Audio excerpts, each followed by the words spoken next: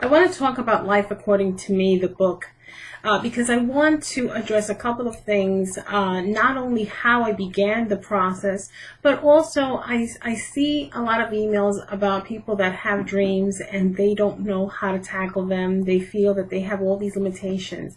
And I just want to share a little bit about my story and maybe help some of you find that courage, or maybe find that moment where you basically make that decision.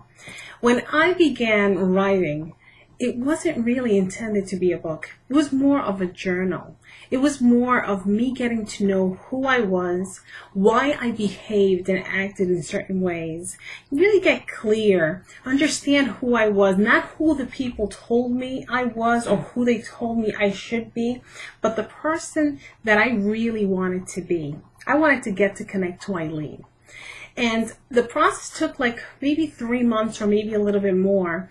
But what I found as I was writing this journal was that as I would write, the real Eileen would want to speak. She would basically say, you want to go back and you want to write that again because there's more to that.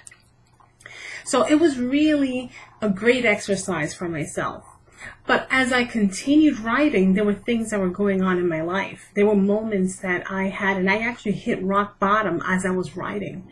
So I was able to find myself. I was able to find the light within my darkness. And that was something that I shared with you in the book. But at that moment, I knew that this was no longer a journal. It was something that I needed to share. Why? Because I felt that I was given hope. I felt that I was given another chance. I felt that a lot of people out there were afraid, just like me. A lot of people felt that their world was crumbling on top of them, just like me. A lot of people felt that nobody could hear them, nobody would understand them. I felt that. And I wanted to share that story with you. It was the first attempt to writing a book. It's not perfect. It was me basically being honest and me wanting to share my story, my journey, my weaknesses, and how I worked on recovery. Now, my life is far from perfect. My life is still not where I need to be. However, I am much stronger because of that journey. And it all started by me daring to take a journal, to start writing something, to get to be clear on me. Now, I have received messages from people that want to do certain things and they don't know how. I didn't have money to publish a book. I did not have the credentials to publish a book.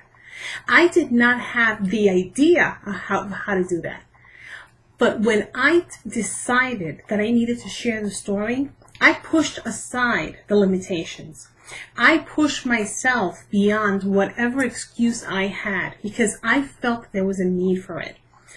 When you feel that urge within you, when you have a dream, when you have that fire, you need to push past all those excuses that you have in your mind.